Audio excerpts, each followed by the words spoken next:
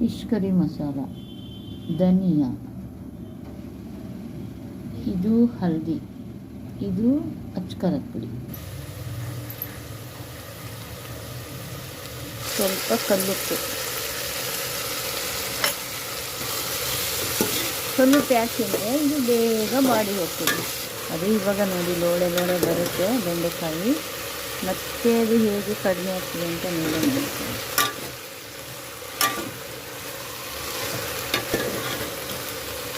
ಸ್ವಲ್ಪ ಚೆನ್ನಾಗಿ ಸ್ಮ್ಯಾಶ್ ಆಗೋವರೆಗೆ ಹೀಗೆ ಕೈ ಆಡಿಸ್ತಾ ಇರಬೇಕು.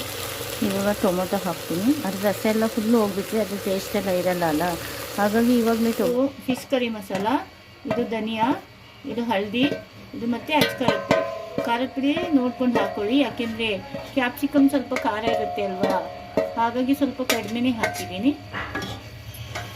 ಮತ್ತು ಇದೆಲ್ಲ ಆದಮೇಲೆ ಈಗ ಒಂದು ಸ್ವಲ್ಪ ಬೇರೆ ಇಂಗ್ರೀಡಿಯೆಂಟ್ಸ್ ಹಾಕ್ತಾಯಿದೆ. ಏನಪ್ಪ ಅಂದರೆ ನೋಡಿ, ಒಂದೇ ಒಂದು ಸ್ಪೂನ್ ಮೊಸರು ಹಾಕಿದ್ರೆ ಕ್ರೀಮಿಯಾಗಿರುತ್ತೆ, ಗೊಜ್ಜು ತುಂಬ ಚೆನ್ನಾಗಿ ಬರ್ತದೆ ಟೇಸ್ಟು. ಅದಕ್ಕೋಸ್ಕರ ಮೊಸರು ಹಾಕ್ತಾಯಿದ್ದೀನಿ. ನಾನು ಅನ್ನಕ್ಕೆ ಮಾಡ್ತಾಯಿದ್ದೀನಿ, ಹಾಗಾಗಿ ಸ್ವಲ್ಪ ಗಟ್ಟಿ ಬರಲಿ ಅಂತ ಒಂದೇ ಒಂದು ಸ್ಪೂನ್ ಕಡಲೆ ಹಿಟ್ಟನ್ನ ಕಲಸ್ಬಿಟ್ಟು ಹಾಕ್ತಾಯಿದ್ದೀನಿ.